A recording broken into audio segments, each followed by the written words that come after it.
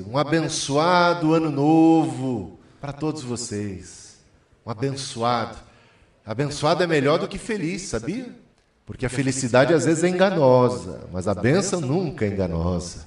A bênção é a presença de Deus na nossa vida, no nosso coração, na nossa casa. É a direção de Deus na nossa existência. Isso é muito bom. Porque estamos no começo de ano.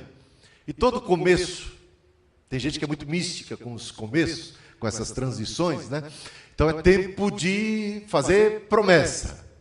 Aí fazem promessas, votos, alguns mais supersticiosos ainda passam o Réveillon de branco, outros pulam 7 ondas. Não sei como é que você vê essas coisas, mas tem gente que quer, de alguma maneira, sintonizar com o céu e alcançar uma graça, um favor, que seja tão forte e impactante que alcance o ano todo.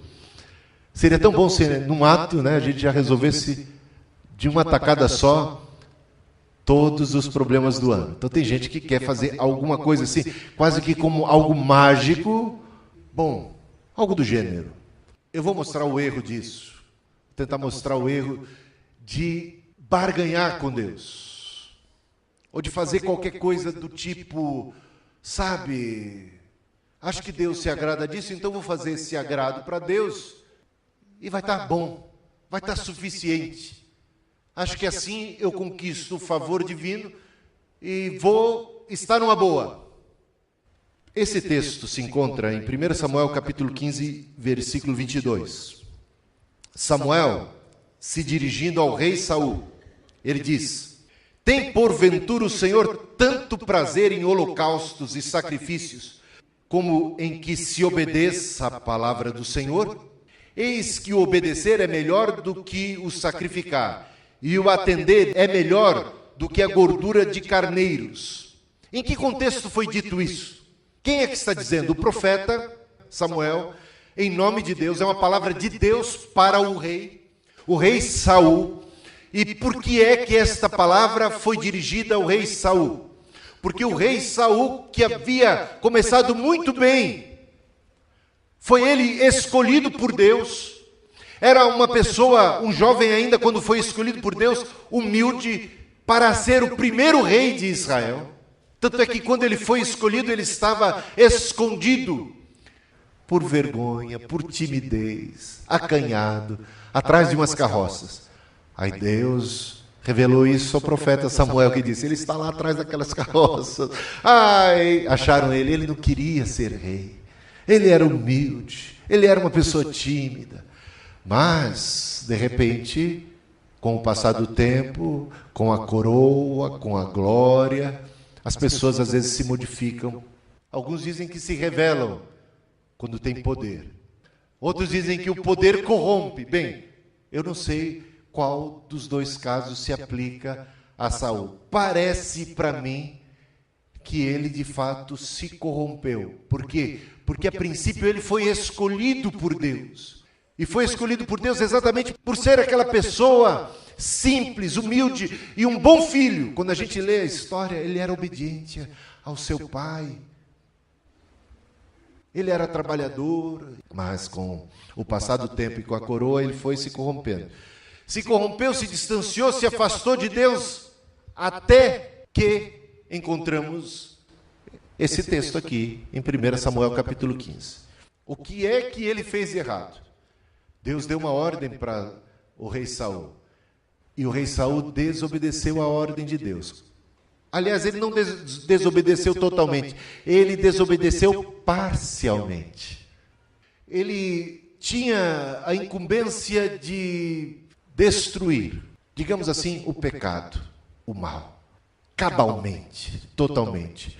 Mas ele entendeu que Deus se agradaria se ele preservasse um certo número de ovelhas para cultuar a Deus, para sacrificar a Deus, como holocausto a Deus. E ele, querendo então agradar a Deus do seu jeito, desobedeceu a Deus. Mas quando ele é rejeitado por Deus, ele disse, calma lá, Deus, por que o Senhor está bravo? Se eu preservei aquelas ovelhas, fiz pensando no Senhor. Para oferecer para o Senhor. Elas são do Senhor. Mas foi isso que eu te pedi? Não foi isso que o Senhor me pediu, mas eu estou achando que o Senhor ia gostar mais desse jeito. Está entendendo?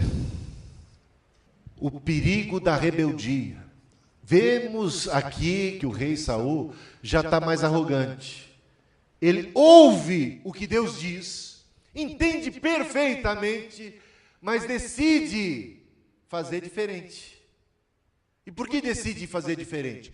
Porque chega ele à conclusão de que a sua ideia, a sua vontade, o seu plano é algo aceitável diante de Deus. Vai até agradar mais a Deus do que a própria vontade manifesta de Deus. Para chegar a esse ponto, ele deixou de ser uma pessoa humilde e passou a ser uma pessoa presunçosa, prepotente, arrogante. Não se sujeitou ele. Achou que agora ele, como rei, teria o direito de deliberar como a coisa deveria acontecer ou não. E aí o profeta fala em nome de Deus: tem porventura o Senhor tanto prazer em holocaustos e sacrifícios, como em que se obedeça a palavra do Senhor? Eis que o obedecer é melhor do que o sacrificar, e o atender melhor é do que a gordura de carneiros. E a sentença de Saul foi terrível. Foi ele rejeitado. Primeiramente escolhido, mas por causa de sua desobediência, por causa de sua arrogância, lembre-se, Deus abate os arrogantes, exalta os humildes. Quando ele era humilde, foi ele exaltado. Tornou-se arrogante, foi ele abatido. Bem, a gente vai encontrar outros textos bíblicos que ensinam a mesma coisa. Miqueias 6, versículos 6 a 8, por exemplo, diz assim: com que me apresentarei diante do Senhor e me prostrarei perante o Deus excelso? Apresentar-me-ei diante dele com holocausto, com bezerros de um ano? Agradar-se-á o Senhor de milhares de carneiros ou miríades de ribeiros de azeite? Ele te declarou, ó homem, o que é bom. Já está expresso na palavra de Deus o que Deus espera de nós. E o que é que Ele espera de nós? O que é bom? O que é que o Senhor requer de ti, senão que pratiques a justiça e ames a benevolência e andes humildemente com o teu Deus. Isto é insubstituível. Você vai ver que desde os primórdios, já com Adão e Eva, lá no jardim, Deus exigia a obediência. Chegamos no Novo Testamento, Deus continua. Jesus falou: aquele que tem os meus mandamentos e os guarda, esse é o que me ama.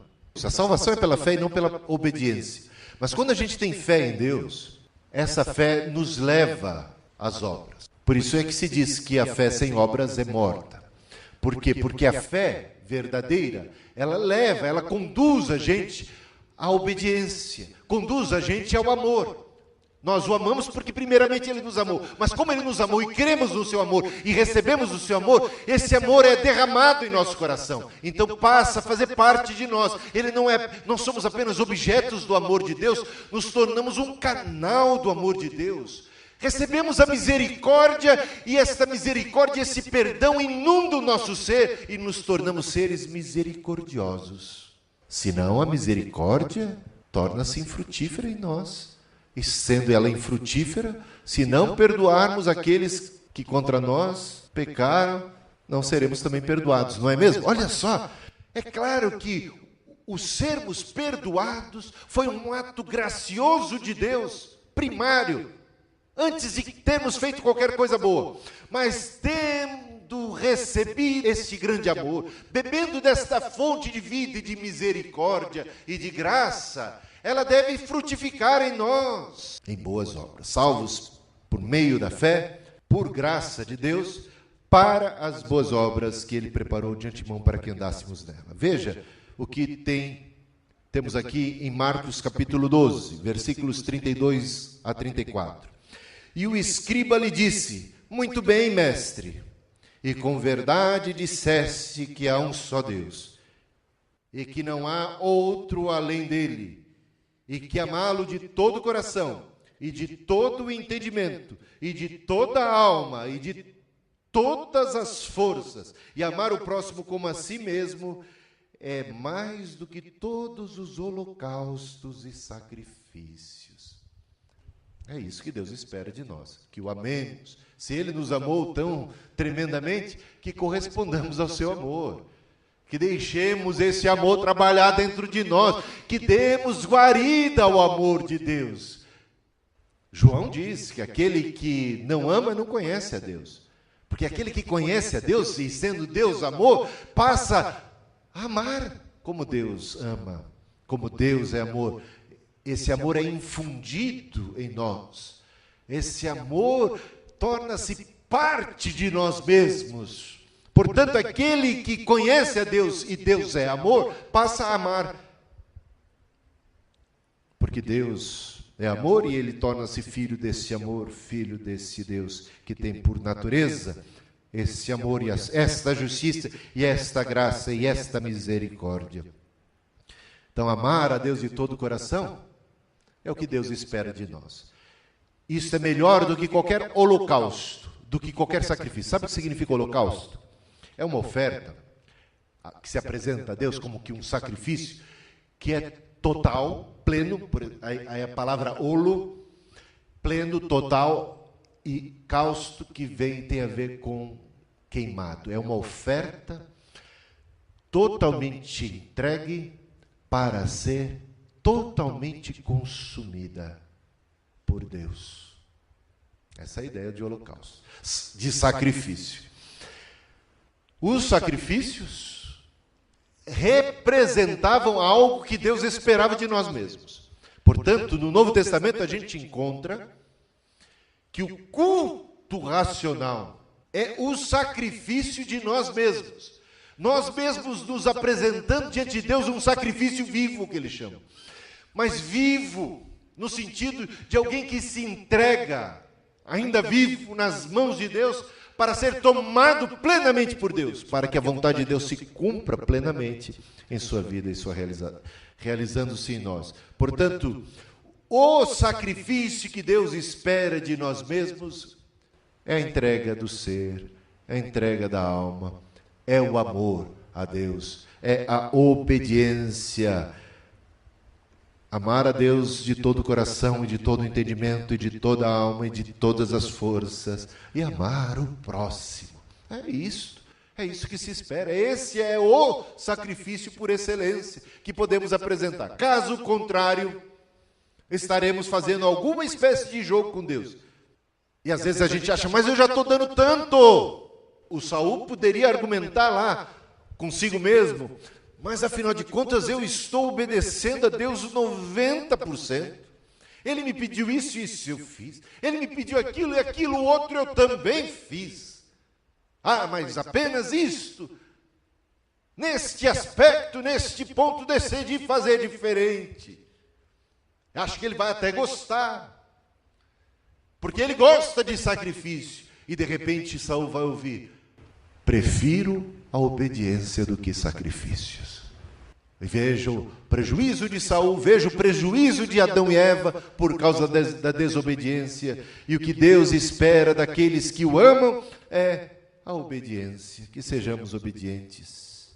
E isso acima de qualquer espécie de sacrifício. Deus chega a falar nos dias do Antigo Testamento, numa determinada passagem assim: esse povo me louva com os lábios, mas o seu coração está longe, está distante. Puxa, esse é o problema.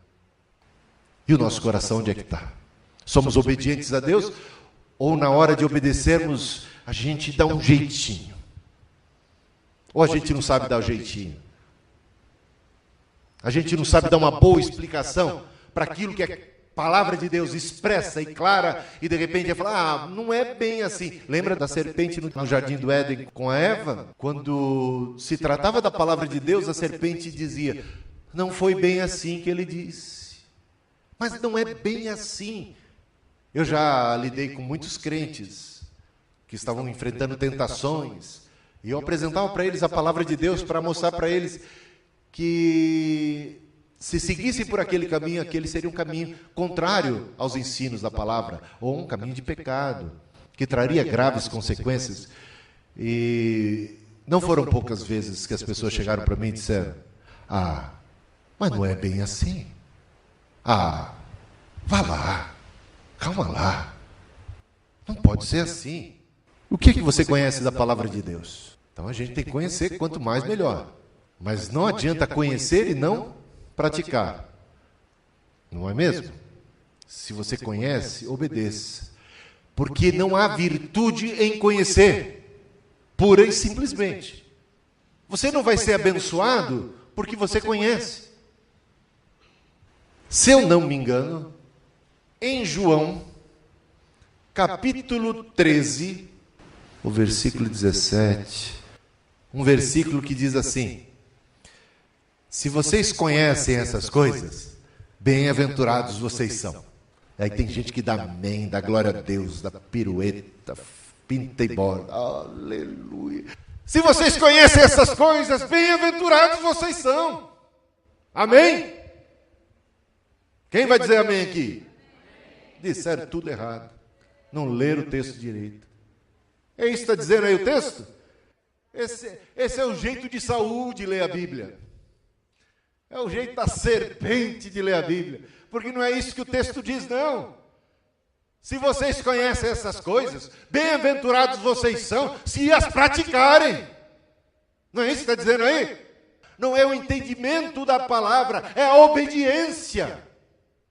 Saul conhecia a palavra, mas decidiu obedecê-la parcialmente. E o resultado foi que ele foi excluído. Chegou ao ponto de se tornar, era uma pessoa cheia do Espírito Santo. Até profetizou. Foi um homem escolhido de Deus. Mas ao se afastar, ao virar as costas para a palavra de Deus, perseguindo um caminho de desobediência, de rebelião, foi tamanha a sua rebelião que chegou ao ponto de se tornar um homem possuído por demônios. O Espírito de Deus se apartou dele e no lugar os demônios começaram a perturbá-lo. Lembram que o Davi era chamado para tocar a fim de que ele se sentisse aliviado das suas perturbações? Tornou-se um assassino. No final da vida foi consultar uma feiticeira. Tal processo de decadência. Foi um homem que foi elevado, subiu, esteve com Deus, teve o privilégio de ter sido escolhido por Deus, mas a eleição é condicional. E ele não cumpriu as condições. Tem que permanecer. Se estiver, como disse Jesus, o ramo que estiver em mim e não der o devido fruto é cortado e lançado fora. Porque estar em Cristo, estar em Deus, traz a obrigação de frutificar, de obedecer. Por quê? Porque recebemos de Deus e dessa fonte de vida todas as condições para uma vida de vitória. Você tem recebido pela palavra, pelo Espírito de Deus, graça e força para vencer suas tentações. Deus não permite que sejamos tentados acima das nossas forças. Quando uma tentação vem a nós, Deus tem dado aos seus filhos graça e força para vencê-la. Deus não nos deixa à mercê do mal. Deus guarda os seus filhos e os capacita e dá graça e força para que eles tenham uma vida de vitória. E quando nós desobedecemos, amados irmãos, não podemos colocar a culpa no capeta, no diabo, no demônio, na bruxaria, na tentação, no tamanho, na dimensão dela. Caímos por nossa própria negligência, porque não tomamos posse de toda a graça e força que Deus propicia para cada um de nós. Saiba disso. É pela graça que somos, por ela que somos alimentados, fortalecidos, capacitados. Ele nos deu o seu Espírito, nos dá a sua palavra, nos dá as mais ricas bênçãos para sermos vencedores. Vencedores. Se pecarmos, ainda temos a graça fluindo a nosso favor. Fluindo a nosso favor, confessa seus pecados e receba o perdão e se renove. Nunca é para o cristão ficar cabisbaixo, seguir vivendo. Se tomar um golpe, se cair, não deve ficar prostrado. Deve se recuperar imediatamente. Deve se agarrar a toda a promessa, a toda a riqueza de Deus, para viver uma vida que agrada e aceita o Senhor. Não porque você é o tal, mas porque o Espírito de Deus atua a seu favor. Porque a graça de Cristo e todas as suas conquistas na cruz estão aí à sua disposição, operando a seu favor. Saiba disso, aproprie-se. Não aceite o pecado como um fato consumado que deve prevalecer dia após dia sobre você. E o pecado não terá domínio sobre nós. Não deve ter, não devemos aceitar. Se somos guiados pelo Espírito de Deus, somos filhos de Deus. E os que são guiados pelo Espírito de Deus vencem. Vão vencendo.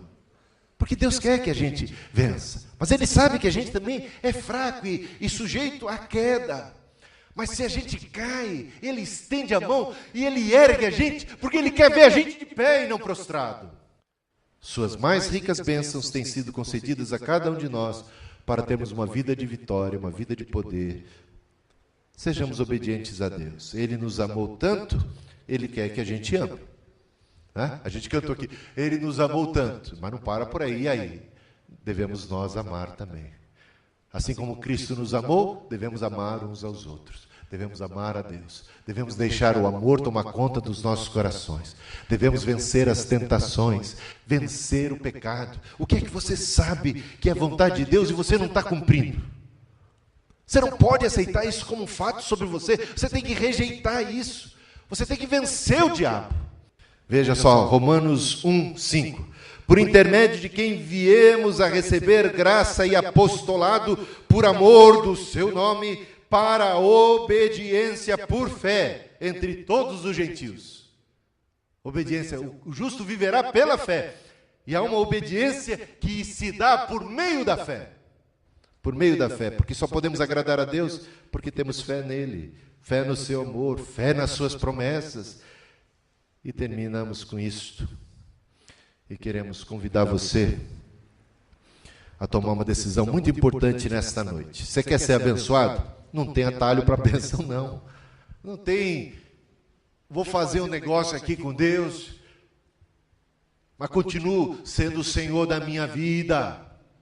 Continuo vivendo do jeito que eu bem entendo. Não quero palpite de Deus, não quero a direção de Deus para a minha vida. Eu quero apenas uma bênção de Deus. Deus, eu tenho os meus planos, eu tenho os meus sonhos, mas eu não entrego, eu não abro mão do controle da minha vida. Eu quero a tua bênção, Senhor. Eu quero a tua bênção. Eu quero a tua bênção para a minha vida, para o meu plano, para o meu futuro.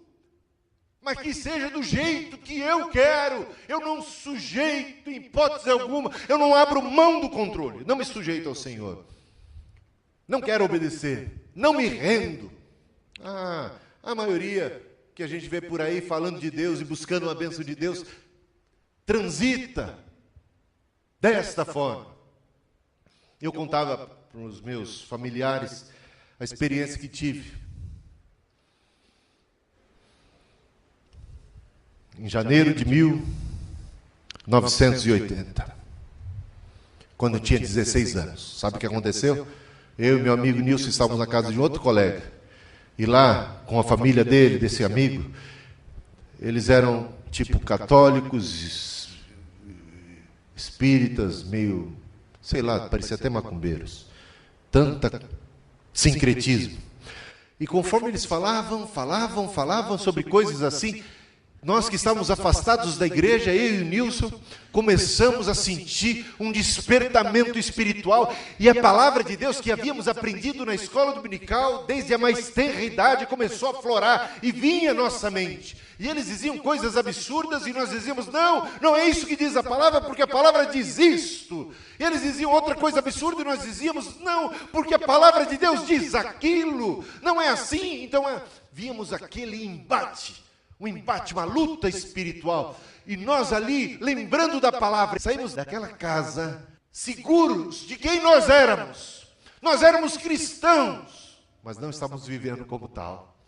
Nós pertencíamos a Jesus, mas não assumíamos o nosso cristianismo. Nós conhecíamos a palavra, mas não estávamos sujeitos à palavra. E naquele dia, primeira semana do ano de 1980, nós decidimos, eu e ele, vamos voltar. Passamos inclusive, porque o caminho da nossa casa forçosamente dava na Igreja Metodista Livre de Cidade Ademar. Morávamos na rua mais acima.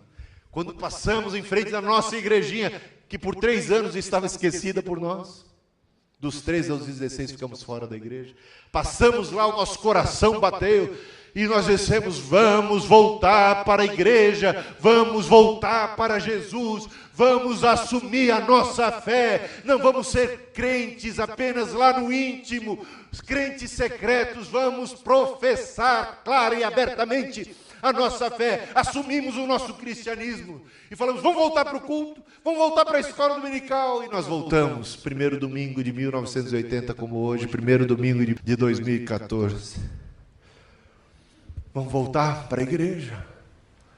Eu e meu amigo voltamos para a igreja.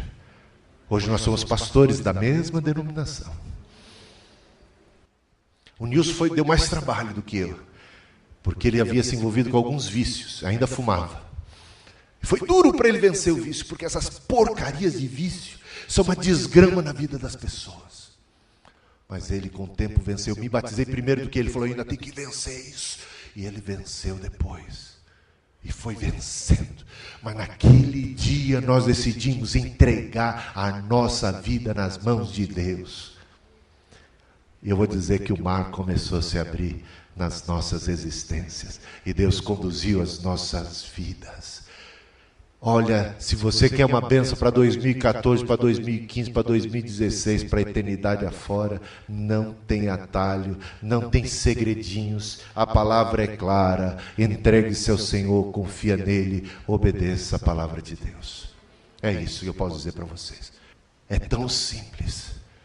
Pode ser que você seja fraco, mas Deus é forte. Se Ele está te chamando, Ele vai te capacitar. O Nilson era fraco. Eu era fraco. Tantas tentações da mocidade. Imagina um jovem com 16 anos e tantas tentações. Tantas tentações. Mas quando nós entregamos a nossa vida nas mãos de Deus, um rebuliço santo começou a acontecer. E naquele colégio onde nós éramos antes contaminados, passamos a ser influência de Deus e a evangelizar naquele colégio. É fácil? Não é fácil, mas pela força e pelo poder de Deus a gente vence. Deus é quem dá força para a gente. Eu tinha vergonha da Bíblia. Era difícil para mim ir para a igreja, porque eu tinha que passar na rua de casa, com todos os amigos que jogavam bola, com todo o pessoal em volta.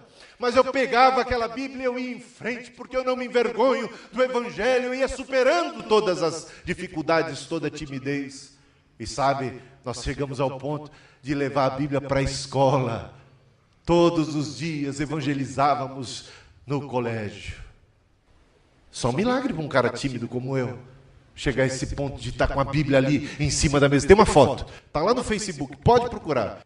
Mas você acha lá uma foto minha, com os meus colegas de escola, e tem uma Bíblia em cima da minha mesa.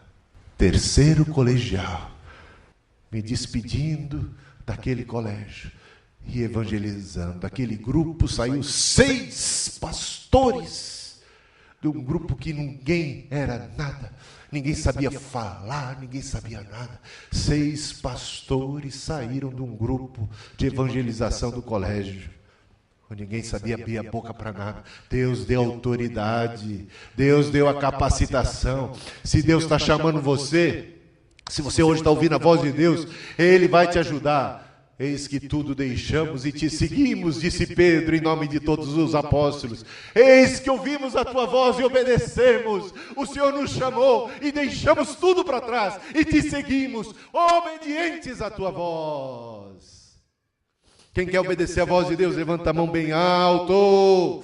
Quem quer obedecer a voz de Deus, levanta a mão para Deus. Nesta hora, é Jesus quem te chama.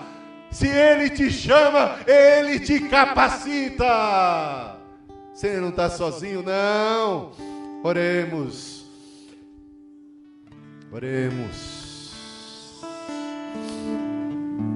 Pai, vai ouvindo as orações.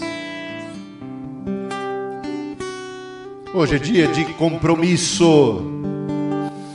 Hoje é dia de assumirmos um compromisso de nos postarmos diante do Senhor e sermos obedientes à Tua voz, obedientes ao Teu chamado, obedientes ao Teu Espírito. Oh, não endureça o Teu coração. Aleluia.